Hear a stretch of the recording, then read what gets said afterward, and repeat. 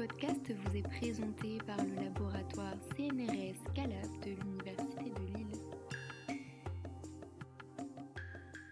Bonjour à tous et bienvenue pour un nouvel épisode du Scalaboscope, le podcast du laboratoire Scalab CNRS à l'Université de Lille. Aujourd'hui, nous retrouvons Junior Vargas. Bonjour Junior. Bonjour Paul. Peux-tu te présenter en quelques mots ?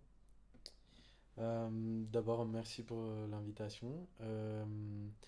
Moi, je suis doctorant en quatrième année,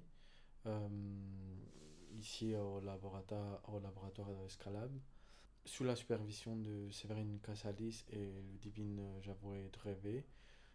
Et on s'intéresse à l'apprentissage du vocabulaire chez les enfants issus des milieux défavorisés. Ok, super. Donc tu fais bien partie de l'équipe langage. Oui. Et j'ai une autre question pour toi, c'est est-ce que tu peux nous raconter un peu comment t'en es venu à faire de la recherche, puis notamment du fait aussi que tu viens d'un autre pays que la France à l'origine ? Moi, je suis originaire de la Colombie, où j'ai fait des études en enseignement des langues étrangères et psychologie. Il faut savoir qu'en Colombie, les licences, elles durent 5 ans. Et la dernière année, pour mes études de psychologie, on devait faire un stage, euh, soit en recherche, soit en clinique. Et comme je faisais les deux cursus en même temps, je savais que je voulais faire la recherche et j'étais attiré particulièrement pour la France. Donc j'ai cherché différentes possibilités et c'est finalement ici où j'ai trouvé une possibilité. Donc ça fait 6 ans que je suis ici au laboratoire. Et depuis, je m'intéresse à ces aspects de euh, l'apprentissage du vocabulaire, le traitement langagier chez des enfants, chez des adultes et chez des populations bilingues et multilingues. Super, très bien. On va parler un peu maintenant de ta thèse qui s'intéresse, tu me disais, sur l'apprentissage du vocabulaire, la compréhension de texte chez des enfants en CM1, CM2 qui sont scolarisés en REP. Est-ce que tu peux définir ce que ça veut dire REP ? Oui. Alors, le REP, ça tient pour Réseau d'éducation prioritaire. Et c'est un système de l'éducation en France qui regroupe toutes les écoles et les collèges euh, dans des zones avec des difficultés socio-économiques plus marquées. Donc, dans ces écoles, on va retrouver des enfants qui viennent de familles avec des faibles revenus. Ok, super intéressant. Mais du coup, pour ces enfants qui sont scolarisés en REP, j'imagine qu'il doit y avoir des particularités pour évaluer les capacités langagières. J'imagine qu'il y a donc quelques enjeux méthodologiques dans ta thèse que tu as dû aborder.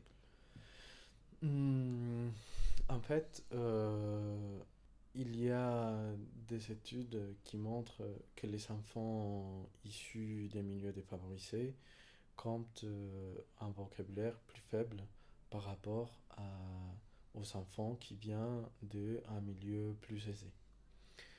Les principales raisons pour cette différence est une manque d'opportunités pour acquérir le vocabulaire qui est nécessaire pour réussir dans le milieu scolaire.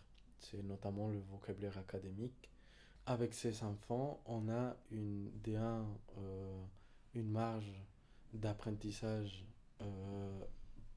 au niveau du vocabulaire plus grande, ce qui nous permet de travailler avec des mots réels. En fait, quand on fait des études en langage, enfin, sur l'apprentissage des mots, il est courant d'utiliser des pseudomons. Un pseudomon, c'est un mot qui ressemble à un mot réel dans une langue, mais qui n'existe pas. Mais la raison pour utiliser ce type de, de stimulus, c'est qu'on peut contrôler toutes les variables, mais c'est des mots qu'on ne va jamais retrouver dans la vie réelle. Donc si on prend en compte qu'on travaille avec des enfants issus des milieux défavorisés, qui n'ont pas un vocabulaire très ample, et on va leur faire apprendre des mots qui n'existent pas, ça pose une difficulté au niveau éthique. Ok, bah, c'est très intéressant. Ça se pose même des questions de est-ce que si on étudie plutôt là des mots réels et pas des pseudomots, peut-être qu'on verrait des différences, où on serait au plus proche, on va dire, au niveau écologique.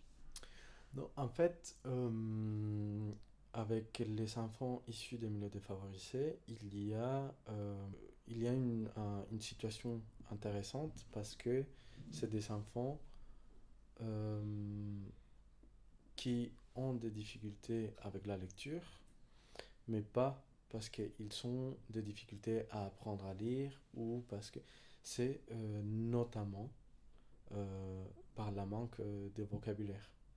En fait, les difficultés en lecture qu'on va retrouver chez ces enfants n'est pas due à des troubles de langage. Sauf Ok. si c'est un enfant qui a un trouble de langage et qui en plus vient d'un milieu socio-économique défavorisé. C'est des enfants qui ont toutes les capacités, toutes les compétences pour savoir lire, pour pouvoir apprendre du vocabulaire, mais qui se retrouvent en difficulté. Et l'une des raisons principales, c'est la manque de vocabulaire.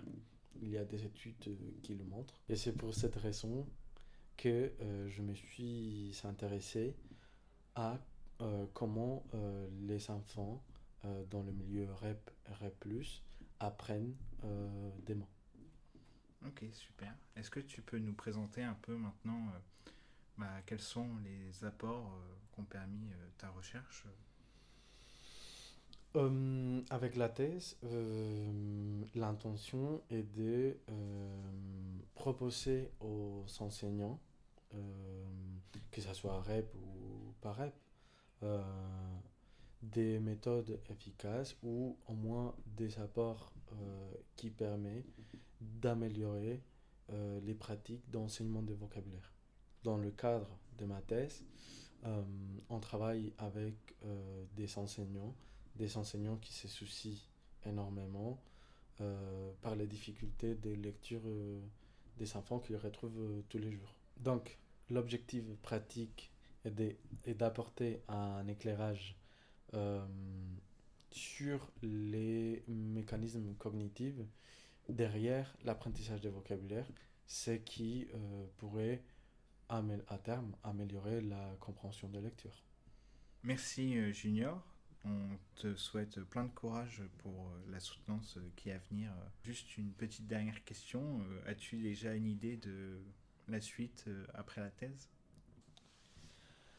J'aimerais continuer à faire la recherche sur l'apprentissage des vocabulaires chez les enfants. Je pense que il y a beaucoup à faire dans ce domaine, notamment quand on voit la difficulté de lecture qui l'influence des nouvelles technologies. Euh, je pense que la relation entre vocabulaire et compréhension de lecture et lecture en général est un sujet à croiser et j'aimerais y participer. Très bien. Merci beaucoup Junior pour avoir participé à cet épisode et puis on se retrouve pour un prochain épisode du Scalaboscope. Avant de finir, j'aimerais remercier énormément aux écoles avec lesquelles je travaille, aux enfants et aux enseignants et enseignantes qui font que cette recherche soit possible. et je te dis à bientôt.